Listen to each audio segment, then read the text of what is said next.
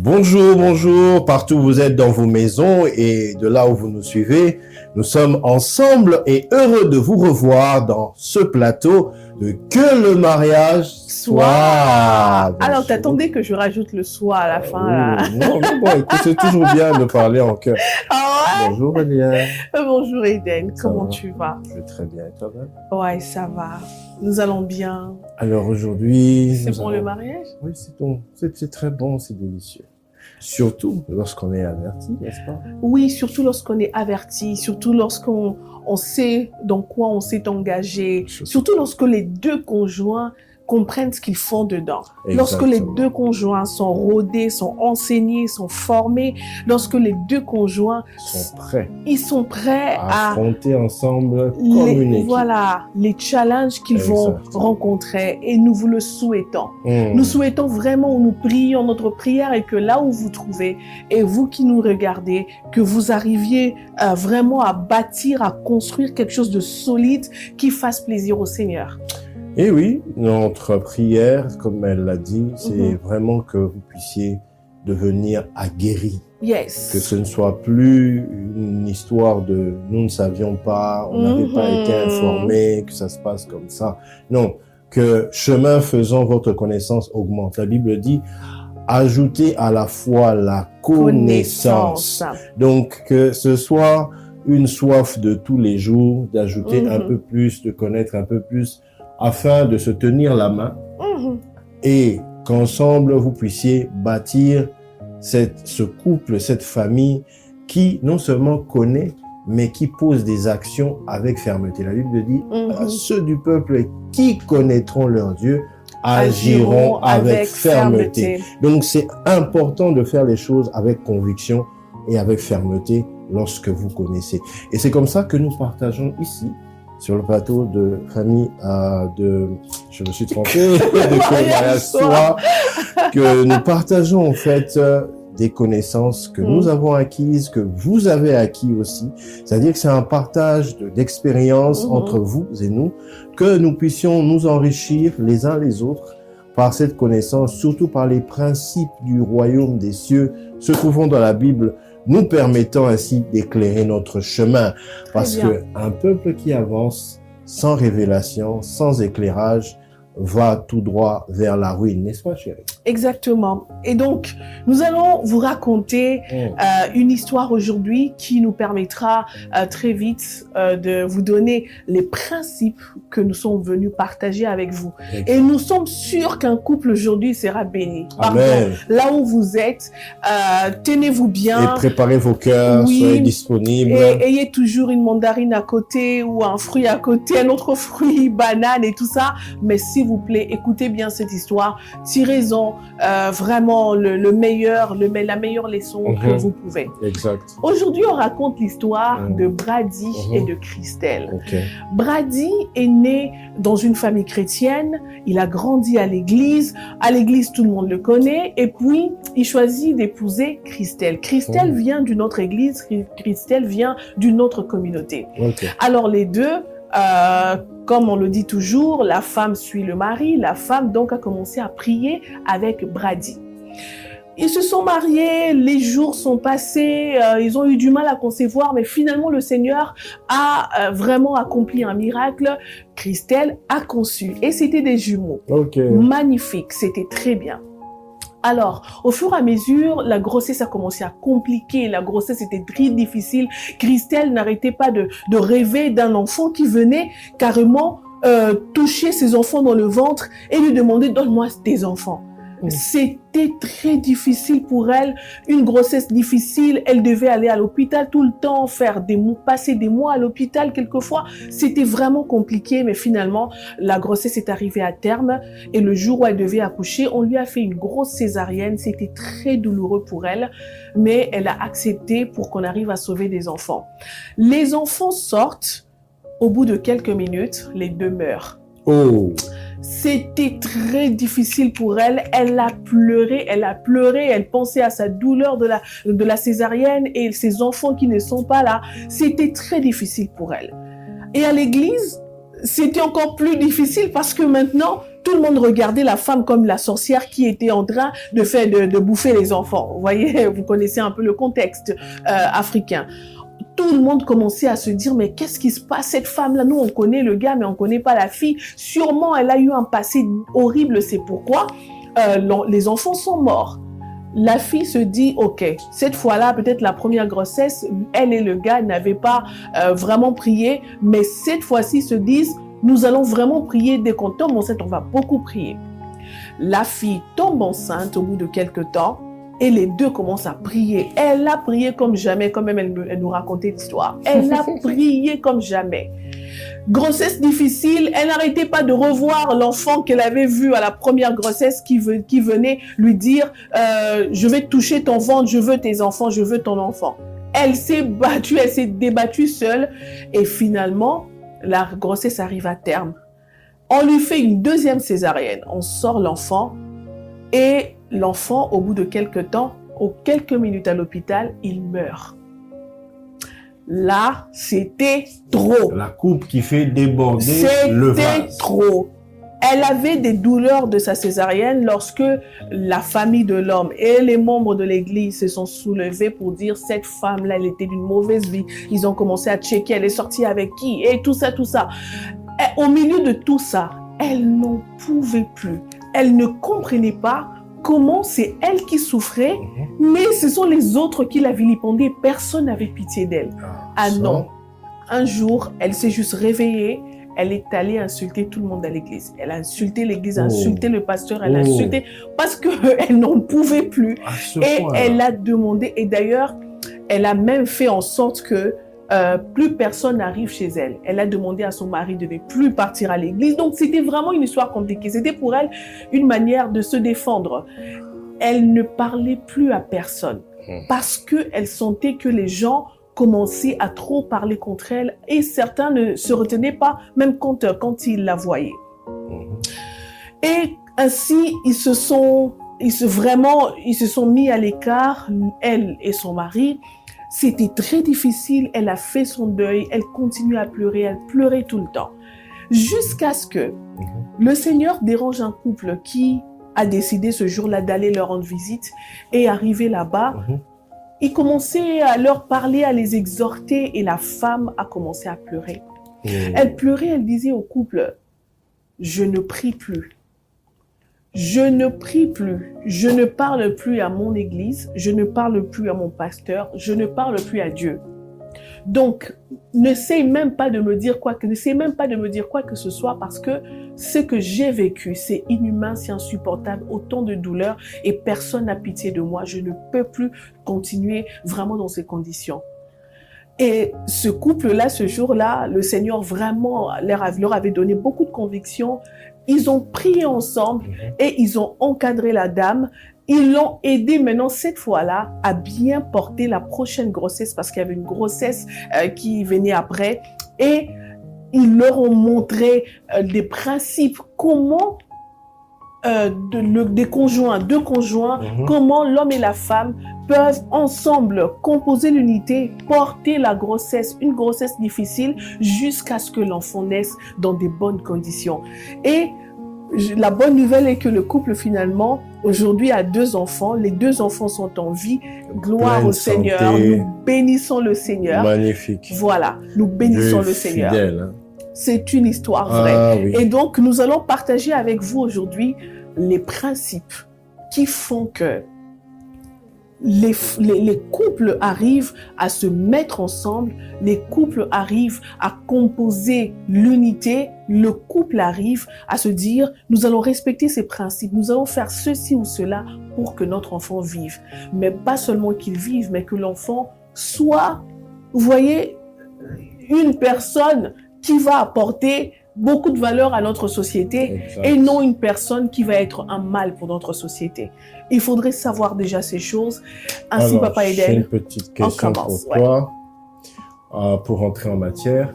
Lorsque les gens se marient, ok, chacun a son mobile, hein, mais les grandes lignes, les grandes raisons pour lesquelles les gens se marient, est-ce que les gens se marient pour avoir des enfants?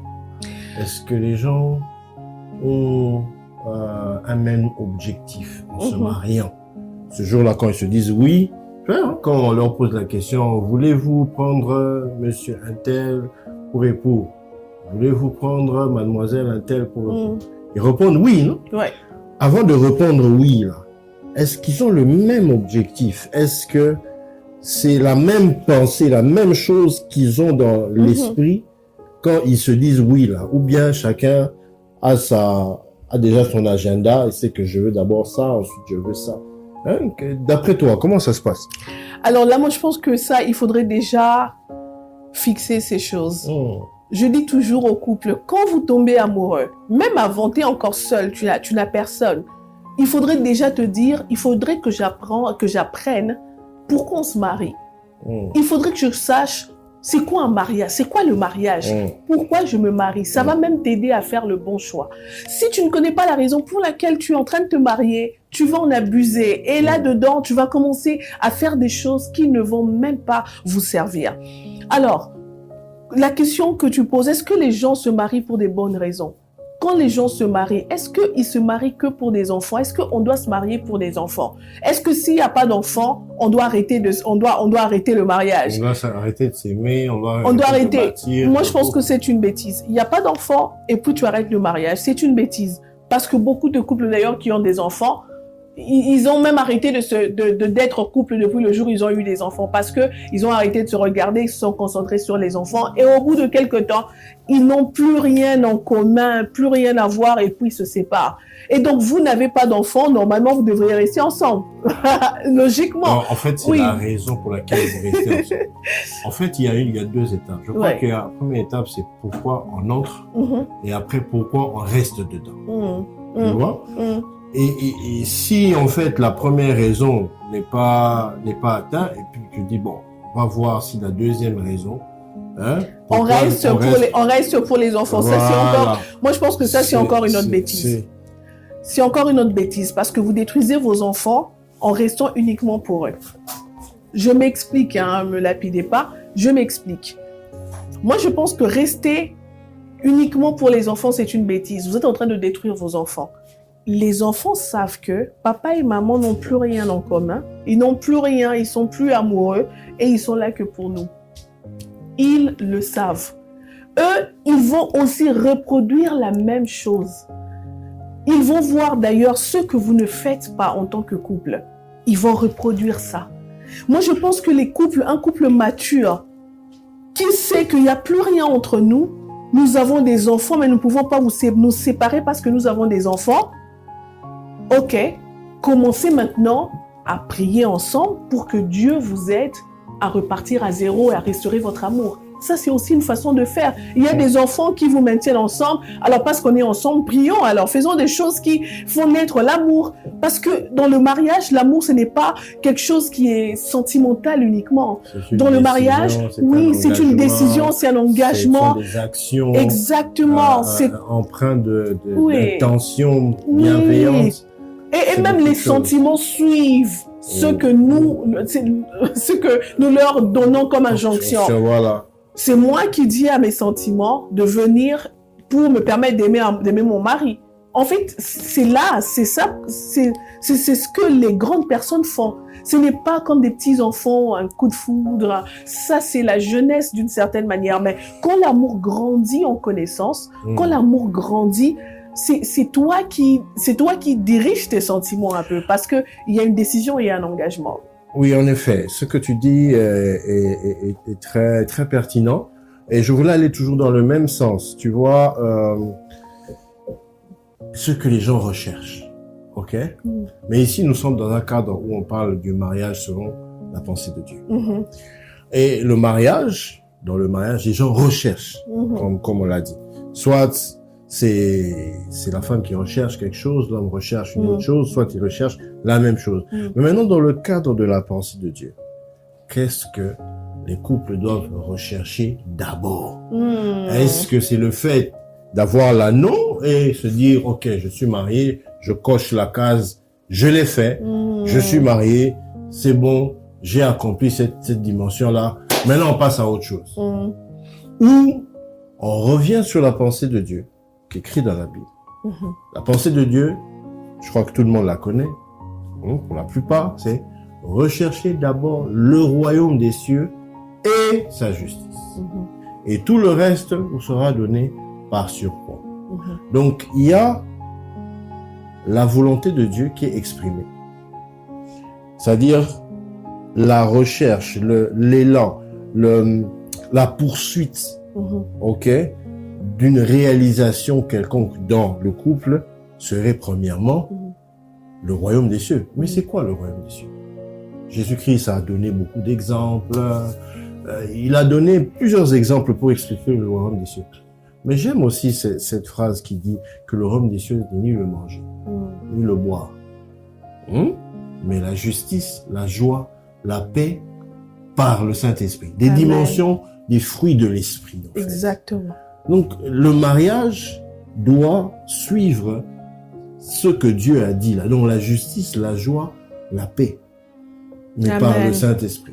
Et les gens, vous savez, quand recherchez d'abord ça. Tu vois, quand les gens voient ça. Rechercher l'unité, rechercher la complicité, l'entente, rechercher la paix, rechercher que on puisse s'épanouir en donnant le bonheur à l'autre.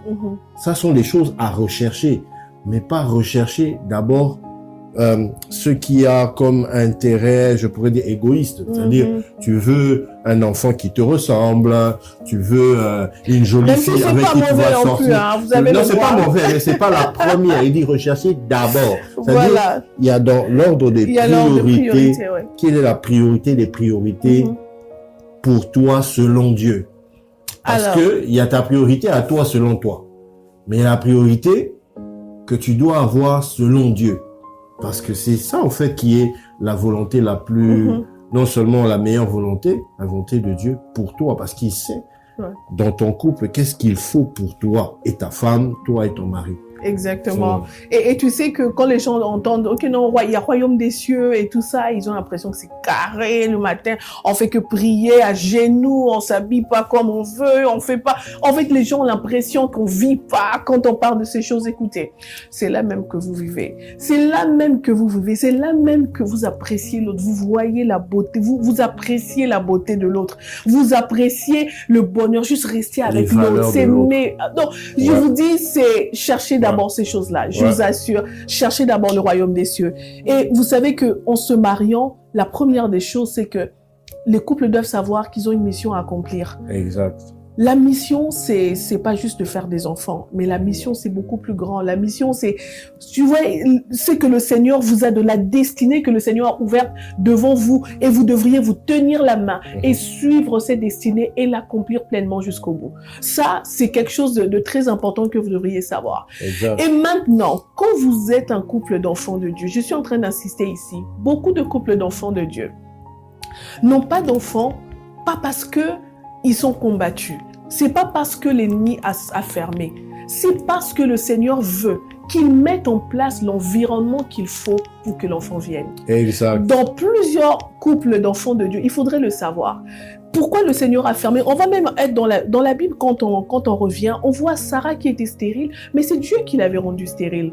On voit Élisabeth, c'est Dieu qui l'avait rendue stérile. Anne, Dieu l'avait rendue stérile. C'est même Dieu qui rend stérile, vous savez. Ce n'est même pas encore les combats et tout ça, parce qu'après, l'ennemi, il va te laisser avoir des enfants, et même ces enfants-là vont te détruire davantage, vont détruire le couple davantage.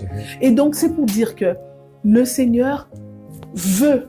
Il ne t'a pas rendu stérile parce qu'il t'aime pas. C'est pas pour te voir pleurer. Il t'a rendu stérile parce qu'il t'aime. Parce qu'il veut que tu arrives à donner des enfants extraordinaires ici sur Terre. Exact. Et ces enfants extraordinaires n'arrivent que dans certaines conditions, dans certaines circonstances, dans certains environnements.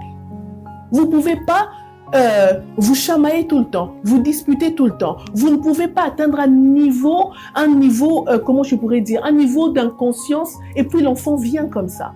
Le Seigneur veut vous donner le meilleur, c'est pourquoi il ferme. Je voulais vraiment ici encourager des couples qui ont des problèmes d'enfants. Quelquefois, la bonne nouvelle, c'est que c'est Dieu qui a fermé. Et il veut que tu apprennes une leçon pour que cet enfant, quand il va venir, puisse être une bénédiction pour toi. Rappelle-toi, la Bible dit, c'est la bénédiction de l'Éternel qui enrichit. Elle ne se fait suivre d'aucun chagrin. Et donc, l'enfant qui va te donner, doit être une bénédiction de l'Éternel, il doit se rassurer que cet enfant-là ne doit pas t'apporter du chagrin. Et c'est pourquoi il l'a fermé. Il veut que tu apprennes. Et quand tu apprends, l'enfant est venu. Et voilà. En fait, ma chérie, quand tu dis fermé, il a fermé, c'est comme si tu disais que il a fait exprès, quoi. Hein? Moi, je voudrais qu'on atténue un peu ce terme, il a fermé. Est-ce qu'on peut pas utiliser le mot il est dans la cuisine en train de préparer? De préparer, ouais. Parce que lorsque vous mangez un repas qui n'est pas cuit, qui n'est pas bien à point, ça va vous faire mal. Exactement. Hein? Toute nourriture qui n'est pas bien préparée, une mangue qui n'est pas bien mûre, voilà, ça fait mal. Ouais. Alors je crois Utilisons peut-être Dieu est en train de préparer. Il a laissé fermer la porte pour que même si tu sentais l'odeur de la nourriture passer à travers, tu ne vois pas encore la nourriture, tu as l'espoir qu'il il va donner. Mais lorsqu'il va mettre ce repas sur la table, tu diras, c'était donc ça que Dieu est en train de préparer, justement. Lorsque la foi peut garder cette persistance, cette persévérance de se dire, Dieu a raison. Il a raison. Même si ça traînait, on a encore faim. On est sur notre faim. Là, on veut voir la main de Dieu. On cherche Dieu. Oui, tu as faim. Tu veux voir que Dieu avait promis l'enfant. Garde la foi. Garde la parole. Cette parole-là, c'est Habakkuk qui dit, hein, même si la promesse tarde, attends-la. Attends-la, elle s'accomplira certainement. Mais je crois que le attends-là, ce n'est pas seulement genre, bon, écoute, entre-temps que l'enfant ne vient pas, écoute, il y a aussi la servante là. Il y a aussi, non, c'est pas un moment où il faut se déconcentrer et chercher des solutions par soi-même. C'est un moment où il faut d'ailleurs se concentrer plus. C'est un moment où le couple doit se tenir par la main et se dire, nous avons un objectif, c'est l'objectif de Dieu. Donc Dieu doit se glorifier en nous, Dieu doit se réaliser en nous, il doit nous trouver comme des canaux purs, des canaux disponibles pour que son projet à lui se réalise. Si on a que serait-ce qu'une once de distraction, on risque de désorienter un tout petit peu le plan de Dieu qui est déjà en marche. Dieu va venir vous chercher comme ça, dit, oh, mais il n'est pas là où je l'avais laissé. Ils étaient ensemble. Oh, ils sont pas. Ils se disputent. Ah, tu vois, c'est dans l'unité que Dieu, c'est dans le calme et la tranquillité que l'Éternel bénit. Maintenant, il vient vous trouver, vous êtes en train de vous disputer. C'est ta faute. Je crois que c'est ta faute. On n'arrive pas à avoir des enfants, c'est à cause de toi. Voilà ce que tu fais. Voilà comment, voilà. Les couples, des fois, on arrive là, à se disputer et à s'accuser l'un l'autre. C'est ta faute. Dans ton passé, tu avais fait ça. Dans ton passé, tu m'avais raconté, il y avait ça. Toi, d'ailleurs, il y a toujours un truc que le diable veut utiliser comme bouc émissaire, comme bombe pour essayer de vous détruire. Oui, pour vous détruire par vous-même. Des fois, il vient juste te chuchoter à l'oreille.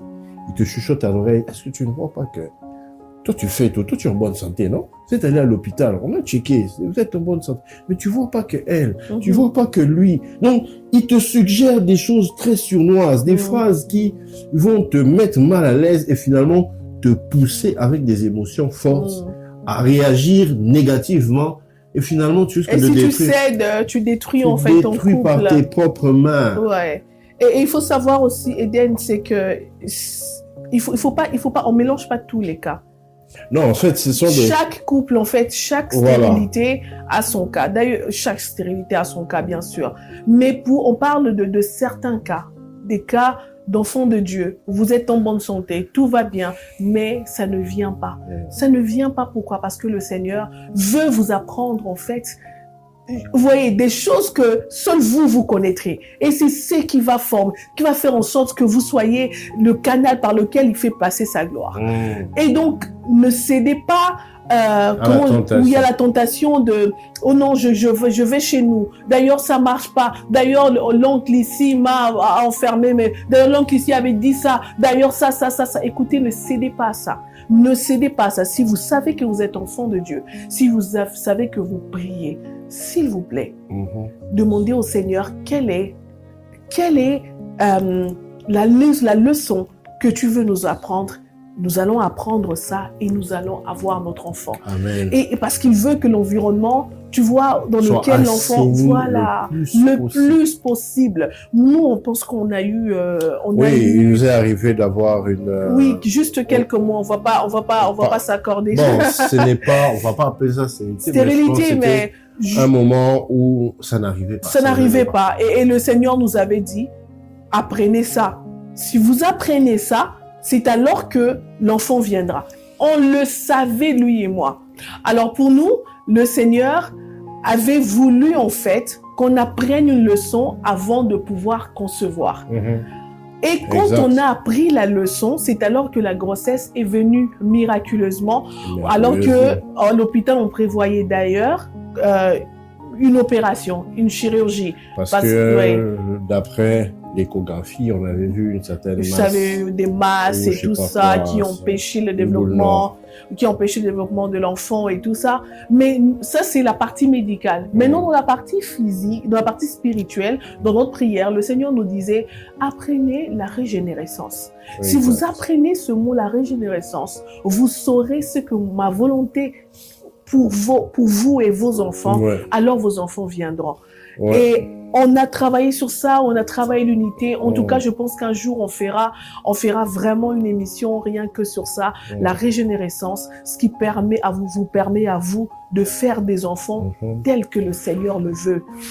Exact. Tel que le Seigneur le désire. Exact. Et donc, pour ce cas-ci, on revient à notre histoire de Brady et de Christelle, qui font des enfants mais qui meurent à la naissance. Donc, ça veut dire qu'ils ne sont pas stériles. Ils ne sont pas stériles. Mais ils étaient dans un cycle de destruction juste à la porte. Exactement. C'est-à-dire qu'il n'y avait pas de croissance, il n'y avait pas d'épanouissement. C'est bien d'avoir des enfants, mais on veut les voir s'épanouir, grandir, se développer, devenir indépendants, devenir très utiles, devenir fructueux. Et être une bénédiction pour la communauté. Ça, c'est la pensée, le desiderata de tout parent. Alors, lorsque ça s'arrête en chemin, si tôt, on n'a pas vécu ce bonheur de voir le développement. De rentrer à la maison. Vous voyez, quand on est à l'hôpital et on a son enfant, on a vite envie de rentrer avec dans la chaleur familiale, dans ce cercle-là. Qu'on voit un peu comment sera votre quotidien désormais. Mais l'enfant mourait déjà à l'hôpital. Alors c'est terrible ce genre de choses où tu sais pas qui accuser, parce que c'est elle qui vivait ça, tu vois. Elle a même dit, elle a arrêté de prier, elle a arrêté d'aller à l'église, elle a arrêté de fréquenter le pasteur et toute la communauté. Elle s'est même mis à dos la communauté en leur proférant des injures. Donc c'est pour dire que elle était très mal à l'intérieur d'elle. Elle était victime, mais une victime qui était mal comprise, qui était accusée à gauche et à droite. Or, c'est elle qui souffrait le plus. Elle souffrait d'avoir perdu des êtres chers. Elle souffrait parce qu'elle les avait déjà aimés, elle avait donné des noms. Elle a passé 9 mois avec les enfants. Bien sûr, à chaque fois, à chaque grossesse, elle a vécu tout les malaises que les femmes peuvent subir durant ce moment. Donc, c'est un sacrifice. Et finalement, elle ne récolte pas le fruit de ce sacrifice. Et le médecin lui dit, nous sommes désolés, madame, nous avons fait tout ce qui était en notre pouvoir. Tu vois ce que ça fait. Et il n'y avait pas un accompagnement psychologique. Et je crois que cet accompagnement a peut-être manqué dans le sens que c'est pas les médecins ou les experts qui ont manqué, mais eux ne se sont pas aussi tournés vers ces experts. Ils ont fait leur deuil à leur manière et tu as vu sa réaction, elle s'est coupée du monde. Elle s'est isolée, elle ne veut plus parler à qui que ce soit. Et ça qui fait que les enfants de Dieu, des fois, au lieu d'aller vers la vérité, préfèrent rester dans leur coin. Or, nous n'avons pas le monopole de la vérité. La vérité se trouve dans la parole de Dieu. La vérité, elle est prêchée tous les jours et il suffit juste de se disposer. Peut-être pas au travers d'une émission, peut-être au travers de la parole ou encore un ami qui te parle. Dieu peut te parler, mais quand tu es fermé, tu vois, c'est ça, c'est pour cela dont on parle c'est pour ça qu'on parle des principes qui nous permettent justement d'accéder à une autre dimension. Déjà, l'attitude. Il faut avoir une attitude différente. Dès que la femme est enceinte, son attitude vis-à-vis de Dieu, son attitude vis-à-vis de la parole de Dieu, et même celui du mari, doit changer pour permettre d'accompagner la grossesse. N'est-ce pas, chérie? Oui, alors en parlant d'attitude, vraiment, on va prendre la première attitude qu'il faudra éviter, c'est, vous le savez déjà, mais c'est un rappel, c'est la rancœur. Ah, ça. Quand vous êtes enfant de Dieu et que en vous, il y a la rancœur, je ne parle à personne, les personnes m'ont fait du mal, je suis blessée, je suis frustrée, je vous dis que dans le mariage, ces attitudes-là vont vous empêcher d'aller bien avec votre mari, vont vous empêcher même quelquefois de concevoir. C'est fou. C'est que la rancœur, c'est quoi? Je suis fâchée, je suis blessée, Mais le problème, c'est que tu es enfant de Dieu et le Seigneur doit te donner des enfants qui t'apportent la bénédiction. Mais toi, en étant, tu vois, il y a quelque chose de négatif, en toi. C'est-à-dire, c'est une tache noire au milieu de quelque chose de blanc et ça empêche. Ça empêche à l'enfant de se développer. Exact. Le Seigneur peut fermer. Ou carrément, c'est-à-dire que le Seigneur trouve que non, je ne lui donne pas maintenant. Ou carrément, l'enfant se développe, mais parce qu'en fait, vous avez mis trop de négativité dans vous, et c'est ça qui fait en sorte que l'enfant n'aille pas plus loin. Attention, ici, on parle de couple chrétien. On parle des enfants de Dieu qui ont demandé à Dieu, le jour du mariage, ils ont dit, Seigneur, sois avec nous, sois notre Dieu, on veut te servir. Mais une fois à la maison, vous vous laissez emporter par la rancœur. Première des choses, attention. Commencez déjà à chasser la rancœur de votre cœur. Guérissez de vos blessures. Chassez la rancœur, guérissez de vos blessures.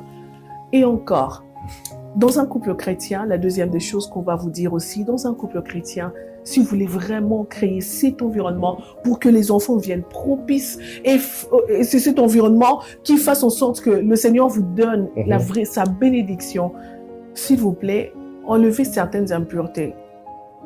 Nous, on peut regarder des films pornographiques. Non. Enlevez ça.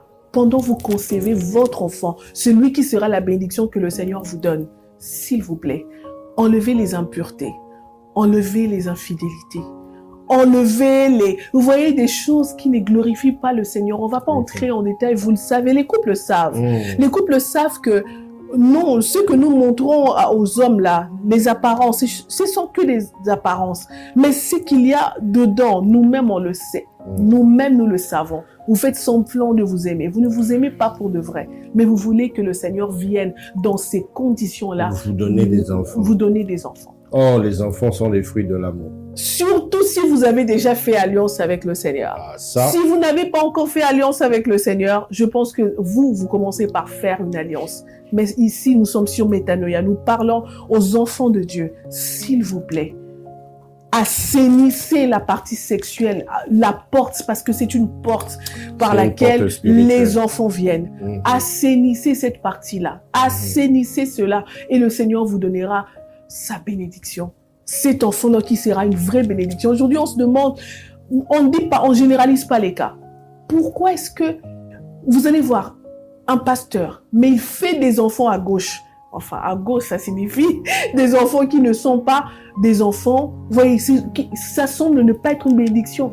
Des enfants qui n'aiment pas le Seigneur, des enfants qui font honte à papa et à maman, des enfants qui sont un mal pour notre société, des enfants qui, c'est vrai que vous les aimez, mais regardez, vous voyez même Élie et ses enfants, Élie le sacrificateur. Le Seigneur lui fait la reproche. Élie, tu ne fais pas de reproche à tes enfants. Élie, tu ne parles pas à tes fils. Tu les cajoles. Ça veut dire que quand l'enfant ne va pas bien, le Seigneur regarde les parents. Parce que lui, il veut te donner une vraie bénédiction, mais tu ne lui permets pas d'agir dans tes enfants. Tu ne lui permets pas d'entrer, d'agir. S'il vous plaît, on a dit, il y a des blessures, la rancœur, il y a tout ça, l'amertume qu'il faut chasser de son corps, de son cœur, pour permettre à ce que le Seigneur vienne déposer cette bénédiction. Attention aux impuretés inutiles. Si vous êtes enfant de Dieu, aux impuretés seulement, point. Parce qu'il n'y a pas d'impureté utile. Ça, j'appuie seulement. Hein. Non, j'appuie. J'appuie parce que certains peuvent dire. Non, parce que maintenant on est marié, on peut regarder. Non, même quand vous êtes marié, vous pouvez pas regarder. C'est inutile. Donc, point. Les impuretés, point. Oui. Là, on a les impuretés, il faudrait enlever. Donc là, vous avez préparé votre corps. Vous avez préparé votre corps, vous avez préparé, vous avez l'environnement qui est dedans, mais aussi aller à l'hôpital. Vous savez, c'est important. Si vous n'allez pas à l'hôpital, vous dites que nous restons à la maison parce que tout est ok et tout ça, nous on croit au Seigneur. Ça aussi ça c'est vraiment genre, vous dites, je vais prier pour que cette orange puisse entrer dans ma bouche. Sans la toucher, ça devient de la magie. Non. Ça, ce n'est plus. Il faut aller à l'hôpital. Voilà, c'est-à-dire qu'il y a des actions que on doit poser. Exact. Pour que nous puissions avoir des résultats. Même Jésus parlait du royaume des cieux comme étant un homme qui est sorti pour semer dans son champ. Donc, ça veut dire qu'il faut poser des actions pour avoir des résultats. Exact. Donc, va à l'hôpital, là où il y a des experts qui vont faire le suivi de cette grossesse. Vous avez copulé, vous avez pu faire ce qu'il faut pour que l'enfant vienne. Maintenant, on va faire le suivi médical. Le suivi médical, c'est les consultations prénatales. Pour savoir exactement comment l'enfant évolue, l'âge de l'enfant, quels sont les médicaments à prendre, qu'est-ce qu'il faut pas prendre, qu'est-ce qu'il faut pas prendre pour que l'enfant ne soit pas malformé. Donc, il y a par exemple, Eden, je veux te dire, par exemple, en lisant, j'ai vu, il y a une sorte de, je sais pas, désolé, je suis pas corps médical, ça s'appelle le toxo, c'est très mauvais quand tu prends un aliment qui a les crudités qui ont le toxo là, c'est ce qui fait en sorte que l'enfant naisse avec une grosse tête comme ça. Oui, faire très attention avec ça. Faut nettoyer les aliments. Vous êtes enceinte, bien nettoyer bien les légumes, bien voilà. Cuire les aliments. Pour la femme enceinte. Et ça, c'est un conseil gratuit. Et ça, c'est en lisant. En cherchant la connaissance. Voilà. C'est en cherchant la connaissance que vous arriverez à comprendre ces choses. Et donc, on a dit rajouter aussi donc la médecine. C'est important. Mais encore, il y a autre chose de très important. De très important qui va conduire votre grossesse. C'est l'unité que vous allez composer papa et maman. Et cette unité qui va permettre à l'homme d'exercer sa sacrificature. Moi, je dirais même c'est un jeu de rôle, de complémentarité. Parce que le couple, lorsqu'on est en train de faire, c'est un processus pour avoir des enfants, on le fait à deux. Et chacun a son rôle à jouer. Et je crois que c'est comme une course de relais où il y a un moment, même pas seulement relais, mais en fait c'est une équipe. Je veux juste dire que c'est une équipe qui travaille ensemble pour un objectif, c'est que l'enfant puisse venir au monde et qu'on puisse lui donner tous les éléments nécessaires afin qu'il grandisse.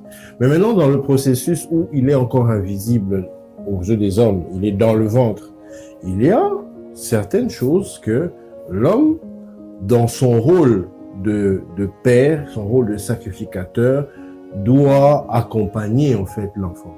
Il doit lui donner déjà beaucoup d'amour. Il doit, pour donner l'amour en fait à ce bébé qui est encore dans le ventre, il doit aimer la mère. Parce que les sentiments, les attitudes du bébé ou son développement dépendent des sentiments, des émotions de la maman. Si la maman est tout le temps attristée pendant la grossesse, l'enfant aussi naîtra triste. Si la maman est frustrée pendant la grossesse, si la maman est battue, il y a des gens qui battent leur femme pendant la grossesse, ce sont des réalités qu'on a entendues. Si la maman est choyée pendant la grossesse, si la maman est aimée, elle est véritablement célébrée parce que pendant la grossesse, la femme change de forme dû au métabolisme et tout ce qu'il y a comme transformation intérieure. Elle change un peu d'aspect physique et des fois, elle ne se trouve pas belle, elle ne se trouve pas attirante, donc elle est mal à l'aise à l'intérieur d'elle et elle s'exprime. Mais l'homme doit la rassurer. L'homme doit l'accompagner, lui dire tout le temps, ma chérie, tu es belle. L'homme doit continuer à l'aimer comme avant. L'homme doit d'ailleurs augmenter l'amour. L'homme doit emmener un peu plus d'attention sur la femme, des petites choses, des petites choses comme ce qu'elle doit manger, la façon dont elle doit s'habiller. Maintenant, là, elle va avoir un gros ventre, donc essayez quand même de lui trouver des habits amples mais chics, pour qu'elle continue à sortir, se sentir bien dans sa robe, malgré que c'est une grosse robe, mais quand même qu'elle sente que son mari la désire, lui emmener un bon parfum et tout ça, un truc, quelque chose. Hélène, j'ai une question. Je crois que j'ai une question qui vient de toutes les femmes, de tous les hommes. Mais si elle n'est pas jolie, je suis en train de voir qu'elle n'est pas jolie. Est-ce que je suis toujours obligée de la trouver belle? Regarde. Oui. Tu as cette dimension où la femme, elle est la collaboratrice de Dieu pour créer un miracle. Ok? Le miracle a un processus. Ce que toi, tu attends, c'est le miracle. Mais tu n'attends pas qui vient avec le miracle. Tu es étonné d'ailleurs de la personne qui t'amène le miracle. Mais ce qui est le plus important, c'est quoi? C'est l'attitude de reconnaissance que tu as envers et Dieu qui est l'auteur du miracle et le canal par lequel le miracle vient. Donc l'attitude à avoir, ce n'est pas dire elle est moche, elle est ceci, elle est maintenant ceci, parce que ce n'est qu'une transformation. Aujourd'hui, tu portes des habits en soie, tu es content, n'est-ce pas? C'est joli, on a bien cousu. Mais pourquoi tu n'es pas reconnaissant depuis le début du processus, lorsque la chenille était en train de faire le ver à soie? Mais pourquoi tu n'étais pas... En fait, le problème, c'est ça. On regarde mal, on a une mauvaise perception des choses que Dieu a mis en place. Tu regardes du mauvais côté, c'est comme ça que tu ne vois que voilà son nez qui a grossi ou ses pieds qui ont grossi. Ce n'est pas ça le plus important. Sois reconnaissant du miracle que Dieu est en train de faire. Tu n'en avais pas, Dieu te donne un enfant et ça passe par la grossesse parce que ça ne viendra pas, pouf, même Jésus est passé par la grossesse. Il pouvait venir tomber du ciel, pouf, déjà un enfant, mais il est passé par la grossesse. Donc ça veut dire reconnaissance. C'est-à-dire que la loi de la reconnaissance va faire en sorte que je trouve ma femme quand même jolie.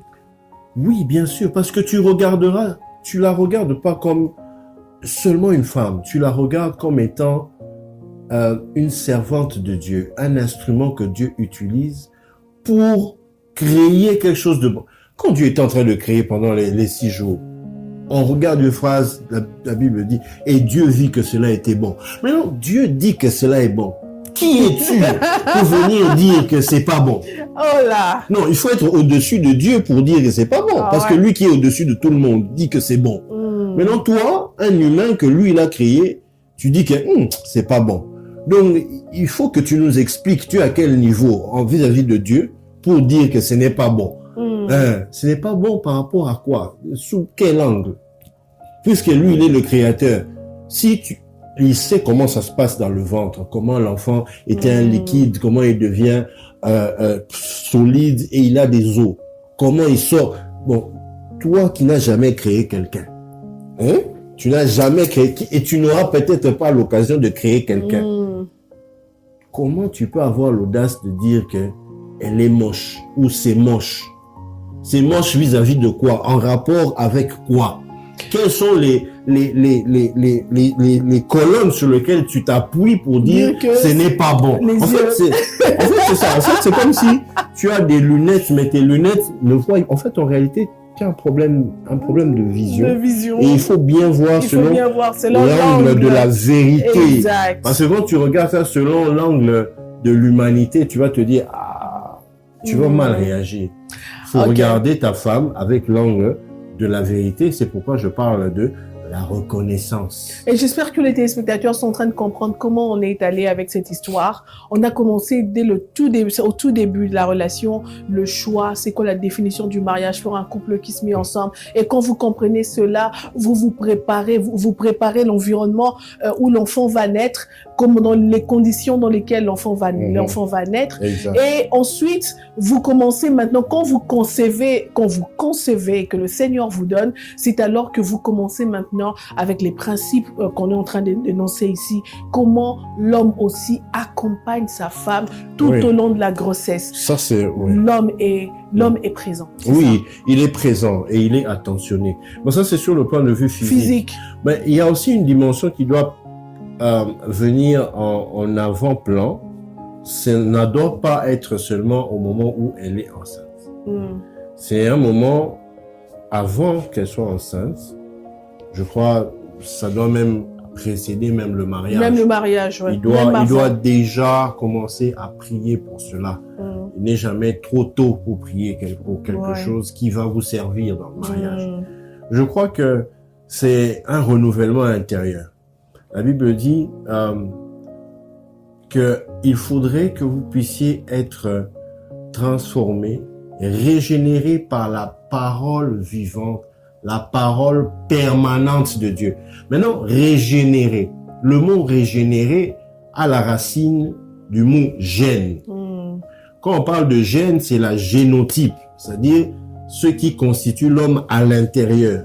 Mais comment une parole peut entrer jusque dans des gènes pour donner une autre dimension? On dit régénérer, c'est-à-dire écrire un nouveau script dans le programme de l'homme qu'on appelle le génome, mais par la parole. Donc ça veut dire que l'homme doit connaître ces choses. C'est-à-dire que c'est comme un ordinateur que tu vas acheter, mais tu prépares déjà le programme que l'on va insérer dans cet ordinateur afin qu'il fonctionne selon la pensée de Dieu, selon comment il doit fonctionner. Il ne va pas fonctionner comme tous les autres enfants, il ne va pas grandir comme tous les autres enfants, il ne sera pas comme tous les autres, parce qu'il est programmé d'une certaine manière. La mère de Samson a été programmée. On lui dit, tu ne boiras pas de vin, ni de boissons alcoolisées pendant tout le temps de ta grossesse. Quand on lui a dit ça, certainement, son mari était là. Il a dû prendre soin que ça n'arrive pas. Et lorsqu'on lui a dit ça, c'était une parole. On lui dit, cet enfant sera quelqu'un d'important en Israël. Il va ramener la justice. On lui a donné des promesses. Et ce sont ces paroles-là que lui, en tant que sacrificateur, devait continuer à répéter ça sur sa femme. Il dit, tu es la personne qui porte notre bébé. Ce bébé est l'espoir d'Israël. Ce bébé va venir pour libérer Israël. Il va installer la justice. Il a continué à déclarer ses paroles. En tout cas, ça, c'est pas écrit. Ce n'est pas écrit, mais je crois que il a dû amplifier, continuer à encourager du non, ma chérie. Même si tu te sens fatigué, ça va aller. Pense à l'avenir de cet enfant. Pense à ce que cet enfant va venir faire. Et ça, c'est la sacrificature d'un homme. C'est de la sacrificature. C'est une dimension spirituelle que tu exerces dans ton couple, dans ton foyer, afin que les enfants qui vont venir aient un génome différent, aient comment dire, un script qui est écrit par le Saint-Esprit, mais différemment au travers de la parole. Soyez régénérés. Maintenant, les gènes en question viennent à partir des parents. Donc, ces gènes sont d'abord réécrits chez vous. Ensuite, vous allez donner que les gènes que vous avez reçus. Très bien. Croyez que vous l'avez reçu et vous le verrez s'accomplir. Si vous n'avez rien reçu, vous n'allez rien donner. Il faut que l'homme et la femme soient régénérés. La Bible dit qu'un homme de la tribu de Lévi a choisi une femme de la tribu de Lévi et ensemble, ils ont eu un fils. Son nom, c'était Moïse. Pourquoi on met l'accent sur un homme de la tribu de Lévi? Donc, les Lévites qui sont consacrés à Dieu. les gènes, même leurs gènes sont consacrés à Dieu. Leur sang appartient à Dieu. Leur avenir, Dieu lui-même est leur héritage. Je crois que maintenant, on commence à se comprendre. Donc, ça veut dire que le papa qui exerce la sacrificature dès la conception, il dit même avant même que tu ne rencontres cette femme-là, toi, tu avais les mains levées, en train de déclarer des paroles sur tes enfants, tes futurs enfants. Tu avais des mains levées. C'est pourquoi on insiste ici. Un homme n'est pas celui qui va prendre sa femme, la déposer à l'église. Un homme, c'est celui qui comprend son rôle qu'il doit jouer. Il lève ses mains et il déclare des paroles sur sa famille. Et l'enfant qui naît d'une famille de ce genre, vous allez voir comment son avenir sera différent. Ce sera différent parce que papa est là. Papa a exercé sa sacrificature. N'oubliez pas, on a parlé de 3 rôles de l'homme. L'homme a le rôle de roi, il a le rôle de prophète, le rôle de sacrificateur. Et quand tu exerces ta sacrificature, ça veut dire c'est toi qui prend les affaires de ta famille en main. C'est toi qui gères. C'est toi qui déclares des paroles. C'est toi qui... Tu programmes même l'avenir de ton enfant avec ta parole. Parce que c'est toi le père. Tu as des mots à dire. S'il y a une malédiction prononcée qui traverse les générations, c'est toi. Et imagine-toi ta bénédiction que tu prononces. Comment ça va traverser des bénédictions, des générations. Et imagine que tu prononces ces bénédictions avec le maître des temps et des circonstances, le Créateur. Voilà comment ça va entrer dans votre famille. Et ainsi, tu vas déclarer là où tu es. Dans ma famille, il n'y aura jamais d'enfant qui meurt. Il n'y aura jamais de destinée qui s'arrête. Tu te lèves et tu déclares des paroles sur ce qui va arriver à tes enfants. Abraham a béni Isaac. Isaac a béni Jacob. Jacob a béni Judas et ses frères. C'est ce que la Bible nous dit. Jacob a béni ses enfants en vue des choses à venir. Vous aussi, vous devriez exercer votre sacrificature, sortir des paroles en vue des choses à venir. Exactement. Que le Seigneur mette les bonnes paroles dans votre bouche et que vous arriviez à le faire. Alors, au nom de Jésus, allez à la source et puisez les paroles que le Seigneur mettra dans votre cœur et sortez-les avec foi. C'est en sortant ces paroles avec foi que vous le verrez s'accomplir, que vos enfants le verront s'accomplir. Alors, on se voit pour la prochaine fois, je crois. Ouais. Toujours dans la même émission, n'est-ce pas? Bien sûr. Le Seigneur nous prête vie et on sera là et on partagera encore des très bonnes choses en lui. Alors, c'est pourquoi on pourra dire, soyez bénis et accomplis. Amen. Bye bye. Bye bye.